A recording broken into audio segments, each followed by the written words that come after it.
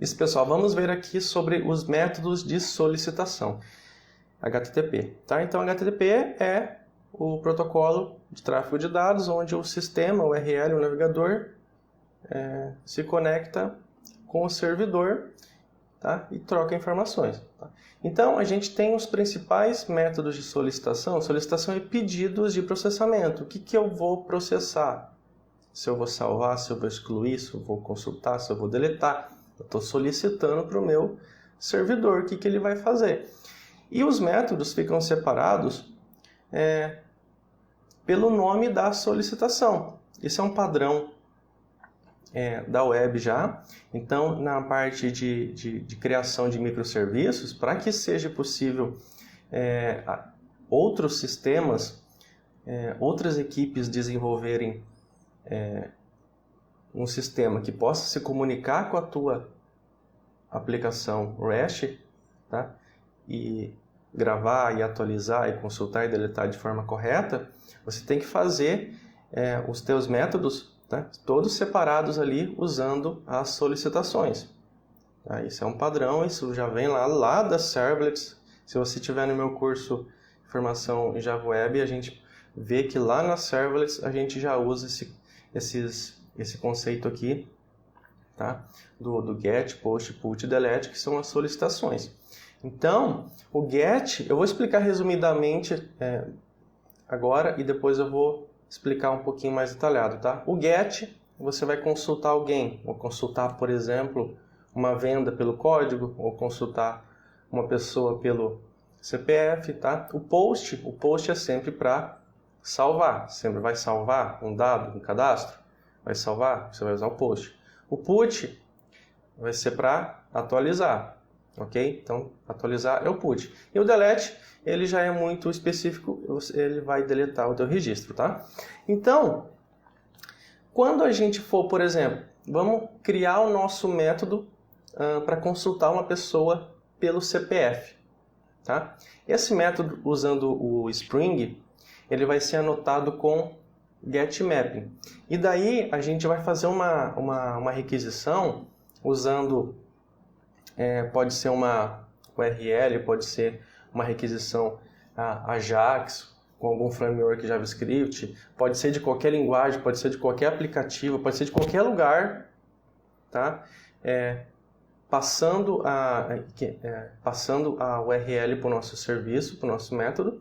Se passar o get, isso é específico no código, é colocado lá o tipo da solicitação, é o get, e aí você vai passar get, vai passar a URL e vai passar, por exemplo, o CPF da pessoa. E daí vai cair no nosso método que vai ficar anotado com @getMapping, né? Então, se a gente vai passar lá get, a URL e o CPF da pessoa, automaticamente vai cair no nosso método que vai estar anotado com getMapping, tá?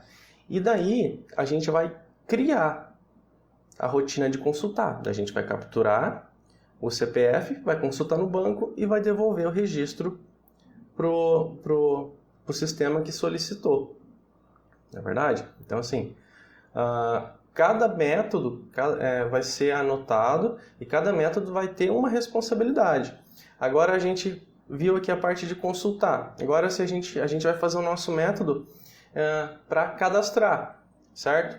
Vai ter um outro método que daí vai ficar anotado com post mapping e a gente vai passar daí ou por uma solicitação Ajax com Angular, com React, com Vue, com jQuery, qualquer coisa.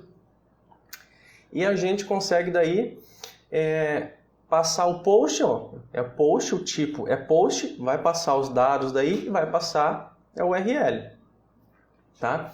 E daí a gente consegue daí fazer esses dados serem recebidos no nosso método que tiver anotado com post mapping. A gente vai pegar esses dados e vai fazer a rotina para gravar no banco de dados, ok? Para atualizar, a gente vai passar daí, a gente está lá com um cadastro que a gente quer atualizar. Daí, na hora de atualizar, a gente vai passar o put, que daí ele vai chamar do lado do nosso servidor, vai chamar o método anotado com @putmapping. Daí a gente vai fazer a rotina de atualizar. E daí, quando a gente quiser deletar, a gente vai passar o tipo da solicitação delete com o código do registro que a gente quer deletar. E daí ele vai cair no método anotado com delete mapping. E daí a gente vai fazer a rotina de deletar o registro, tá? Agora vamos lá. Vamos normalmente aqui entender como que funciona a ordem de um sistema.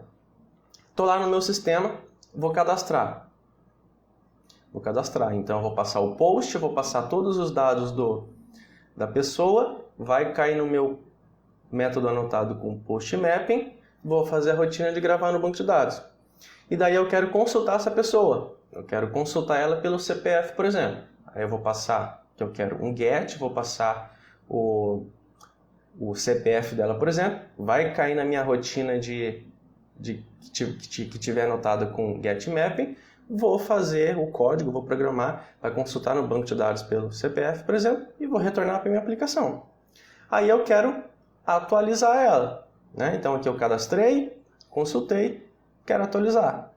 Agora eu vou atualizar, vou passar o put, vou passar os dados, atualizar, escrever os dados que eu quero atualizar, vai passar para o lado do servidor com a solicitação put, vai cair no nosso método anotado com @put, vai pegar os dados e vai atualizar no banco de dados. E daí eu quero o quê? Deletar, né? Aí eu vou passar a solicitação delete, vou passar, por exemplo, o código do CPF, tá? Vai cair daí no nosso método anotado com @delete mapping, e daí eu vou fazer o código Java para deletar do banco de dados pelo CPF, tá? Então assim, esses 4 métodos aqui você já consegue criar uma aplicação completa. Então você já tem a base, entendendo esses 4 métodos, você já consegue criar uma API, serviços que podem ser reutilizados por outros sistemas.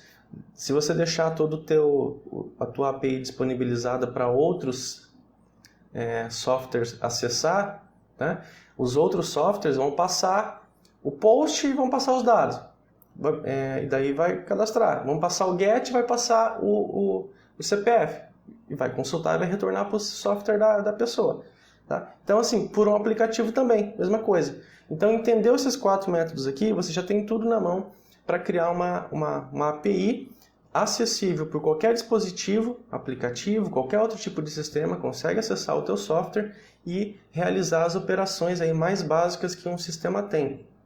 Tá? Existem outras solicitações, sim, que são muito raramente usadas. Você pode pesquisar no Google a lista de solicitações HTTP. Entendendo essas 4 aqui, a gente já consegue criar sistemas completos. Tá bom?